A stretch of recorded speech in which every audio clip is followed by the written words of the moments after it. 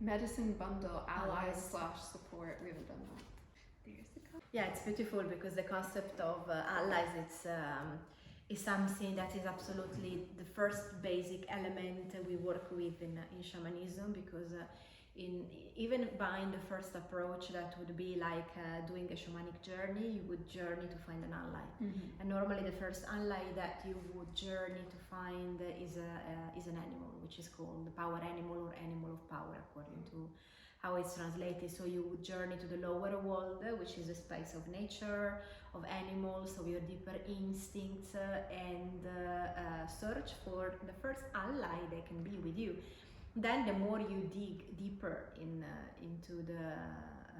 shamanism, you will find, like I always say, literally a zoo of animals only, but they can be people, that can be your ancestors, that can be other spirit beings that are coming to you, and that they just are your special helpers. And it's beautiful because we always think that we are alone fighting our battles.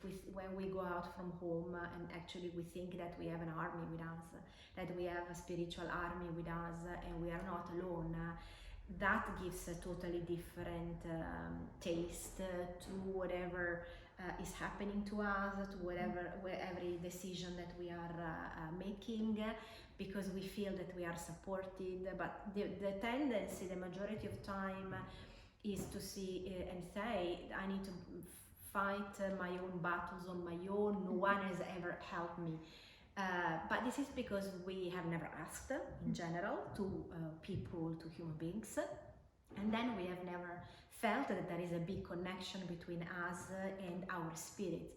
Actually, there is one, it's said, they say, from a shamanic perspective, that you have one male spirit, one guardian. You can also like saying the guardian angel or the guardian spirit, which is called daimon in Greek, which is your main spirit that has been given to you when you were born, to help you remember what you already knew before your birth. Then of course, by the act of being born, we forget about everything. And then the journey of our own life is to go through all the challenges to try to remember what we already know. That's why many times when we do something, we discover something, we feel that we have already done it in another life.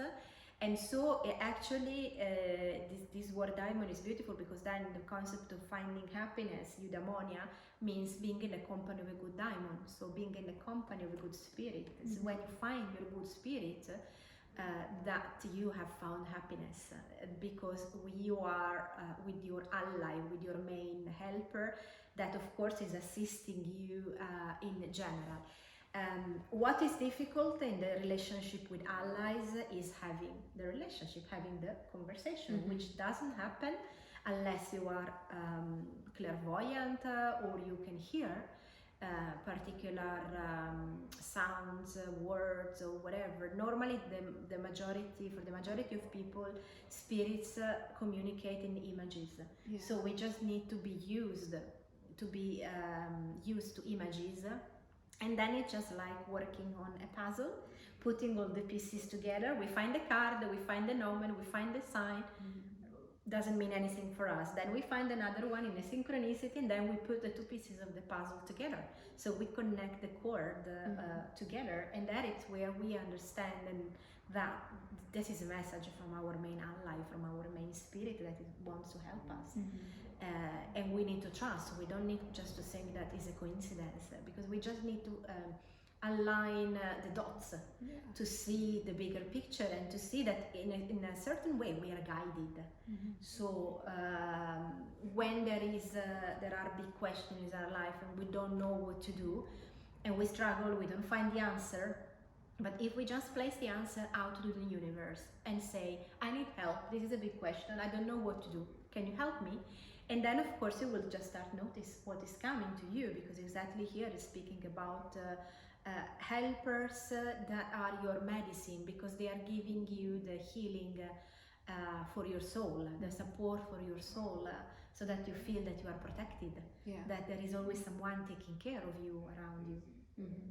That's amazing. I'm taking it all in. So the way to find your daimon is connecting back with a spirit that is next to you, then of course it also can depend very much in what you believe, in how you think. Because for example, if you belong to the Catholic religion, for example, and you believe in angels, maybe you can recognize that one of the archangels can be one of your daimon. And then even also if you are not Catholic, but you are open to accepting that every guides coming from every religions, every situations, every non-religious situation, because if we speak about fairies or whatever, they do not belong to anyone, especially because you would find a lot of images of your spirit.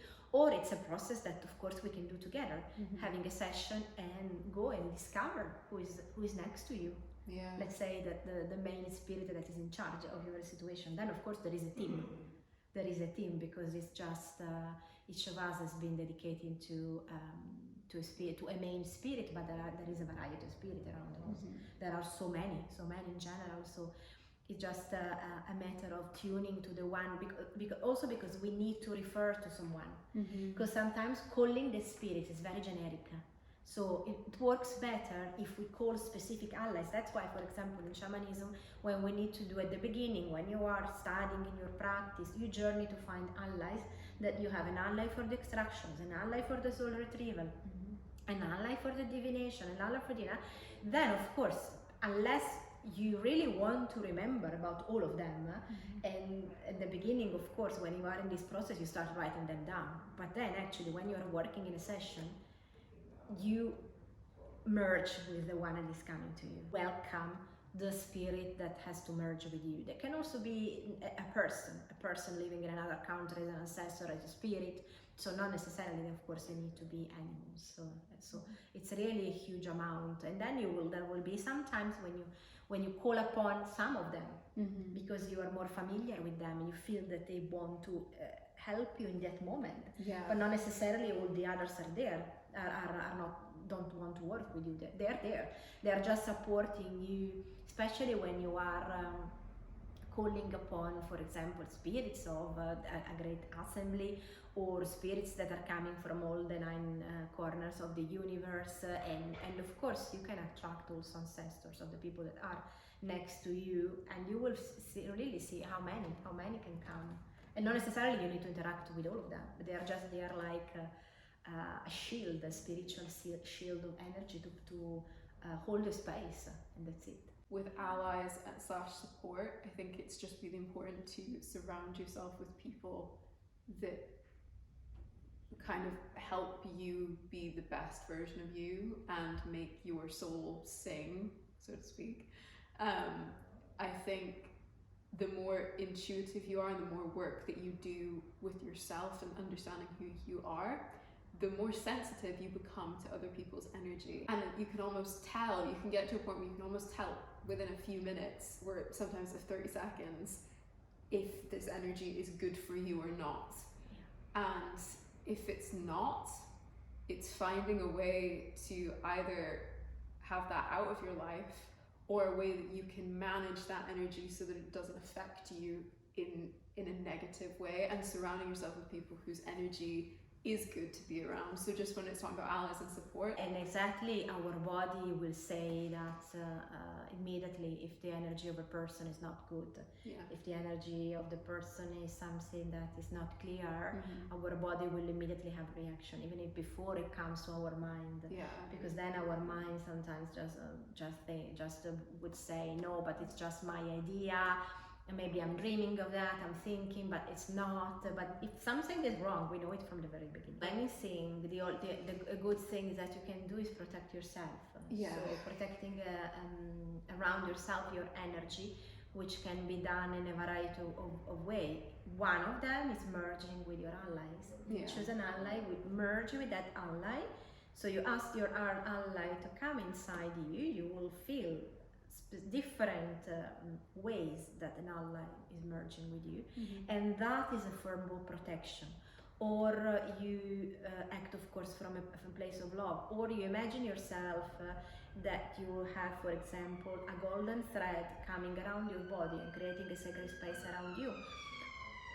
Or you are creating, for example, you imagine that there is a cocoon coming down around you. So again, you can imagine yourself that there is this cocoon of energy coming around you, and you are inside your sacred space where no one can enter. So whatever is happening outside is not touching you, and you need to be able to hold that cocoon, that energy, and also take care of that, not just allow others slowly to scratch and try to enter in your energy. Yeah, you can kind of detach yourself from it because you see them for what they are, and hurt people. So there is a lot of wounding. It really helps me to think that actually within that person there's a lot of wounding to have made them see the world in this way, or feel very bitter or very angry. If you are able to, and it's not to justify what they're doing, but it helps you understand it a bit more, because you just think, wow, like what have they gone through? What pain are they struggling with that makes them act this way, in a way I would never act to other people? Holding that compassion as well, because I think as soon as you lose compassion, I do feel like I fall out of touch with my soul if I can't access empathy and compassion. But that's not to like excuse their behavior. You can be firm whilst also holding space for this understanding that they are obviously fairly wounded and not maybe facing a lot of things. And the way to be firm is to be grounded. The more grounded you are, the more you are able to hold the energy of people around you and then help them. Yeah. Because you can also allow them not to enter, but help them at the same time. But only if you are grounded, because if you are unstable, you are taking them in your energy, so they're breaking your field, and you're not even able to support them. Yeah. So you need to be grounded and being able to hold your borders. Mm-hmm. So place your borders, your limitation. This is me. This is you. I'm happy to help you, but there is a limit. Because not necessarily I can help you straight away for everything at the same time, because maybe I'm not in a position, I can't. I'm not, for example, a healer. I'm just a person that is part of your family, so I want to help you in a way that could be even more intimate than an external person, like a healer helping. But that is where helping a person, when it becomes personal, it's where the point of view goes back to the mind.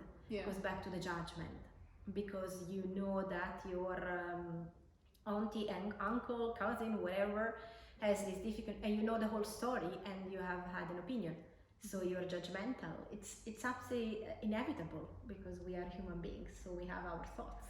Not necessarily we want to defend. And generations before us were doing the best they could with less open communication, with less resources, with less accessibility of things like therapy and open conversation about mental health. There's been so much evolution and progression in the last 10 years specifically. There's been such a rapid shift. And so if you think about it, to a lot of people over a certain age, this stuff is so weird, because it would have been a complete taboo back then. Before the conversation would have happened, and just going and having a conversation, we are allowed, because in some situations was not possible. But just sharing a communicative way of exchanging our points of view. Nowadays, the majority of people don't communicate, so they're out together with their phones, having dinners. They don't speak, but on a daily basis, then they would never speak with a direct person to say what's the issue. Yeah, but I think what I was meaning was more like, you see news reports on things like this now, like it's more out there now, whereas before it would have been completely kind of behind a closed door, or people just wouldn't mention it. So there's a lot of like pain and wounding again, which people just didn't look at or didn't talk about, and it was just swept under the metaphorical carpet, because we just move on. That was kind of the attitude. And I think now there's much more space for healing, and maybe we need to work through this or talk about it, but I think for a lot of people that's still really hard. We start saying it was better before, it's better now, which is, it means that there is a division. Yeah, no, exactly. It's like I do that with romanticizing certain periods in fashion. Like I'm like, oh, I love the 60s fashion, but if I think of like living in the 60s, there are so many differences, especially for women again in the 60s compared to life now. So actually I wouldn't like to live in the 60s, but when I see photos or I look at things of like Woodstock, I'm like, oh, that looks such a great time. But there was problems then as well. People just forget it because the photos look so good. Because people are not able to face people anymore, to face reality anymore. Yeah. And actually introduce themselves as this is what I think, this is what should be, that I would love to do. Mm-hmm. And this is not working anymore, and just having a normal, clear conversation with a person.